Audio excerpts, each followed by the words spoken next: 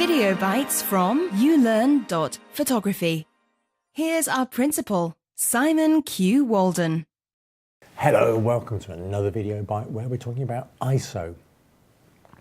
And now let's talk about what ISO is, and then I'm going to talk about what is a safe ISO. So back in good old film days, we really had a few choices, not very many. We had ISO 100, which was kind of the standard film speed. If you needed really fine quality work, you might use something like an ISO 25. And if you wanted to shoot in not quite bright conditions, you'd use an ISO 400. And what that ISO meant was it was to do with the sensitivity of the film. An ISO 100 was pretty sensitive to light. You could use it in most sunny or cloudy situations, and you'd get a good recording of the image on the film.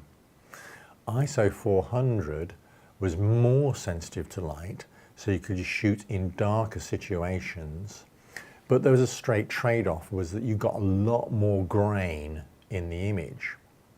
Now, as we've moved on to digital, we've kept that kind of ISO recognition, and to a certain extent the same issue applies. Is the faster the ISO, in other words, the more sensitive the camera's digital sensor is, the more noise you get in the picture. Basically, we've traded grain for noise. And that's the concern about choosing the right ISO, is choosing an ISO that's not going to introduce too much noise into your picture. Now, what represents too much noise is quite a personal thing, and there are lots of software techniques and specific tools that will remove noise from noisy pictures. So the problem comes is when you're having to shoot, let's say you're shooting indoors with very low levels of natural light. And what you want to do is you need to bump up the ISO to a fast ISO, but that is going to introduce noise into your image. And it's all about balancing out that level of noise against getting sufficient sensitivity on the sensor. Now, in terms of electronics, some digital sensors have what they call a true ISO. I.e. they are particularly good at one ISO level. They've been kind of specially balanced to work at that level, typically at a sort of hardware, low-level hardware software. And although you can shoot at different ISOs, the argument is that you get less noise when it's exact multiples of that true ISO.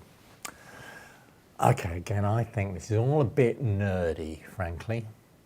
Yes, there is a minor difference. But you know what? For nearly all of our photography, it's completely irrelevant. And the technical stuff is improving again year on year. The technical quality and sophistication and capability of camera sensors just improves by huge leaps and bounds, that it's becoming increasingly more irrelevant.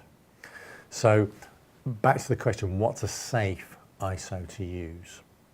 Okay, for me, I typically shoot at ISO 400. That's my go-to ISO. Why? Because on my camera, 5D Mark II, I know that I will get almost no noise, if any at all, in the captured image, and ISO 400 will work whether I'm in studio, out on location. You know, it's fine. It will give me a good range of aperture and shutter speed and exposure controls. But I'm not glued to that. If I need to shoot indoors with very poor ambient light, I'll happily crank it up to 3200, even 6400 if I have to. That is a bit noisy. I try and, you know, the 5D Mark II, bless it, it's a bit of an older camera now, so it doesn't handle those faster ISOs as well as modern cameras do. A current Canon or a Nikon camera will shoot way over 64, then they'll shoot 128,000 or more with very, very limited noise. So I'm trying to keep my ISO down, but to a point where I've still got an appropriate exposure levels, where I can still get the kind of apertures and shutter speeds that I need. But I don't worry about it that much. So, you know, yes, arguably there is a safer ISO speed that's going to give me less noise than other options. But in practical terms, it really doesn't matter. Shoot at the ISO you need to shoot at. Subscribe now for regular tips and updates. To find out more, go to ulearn.photography.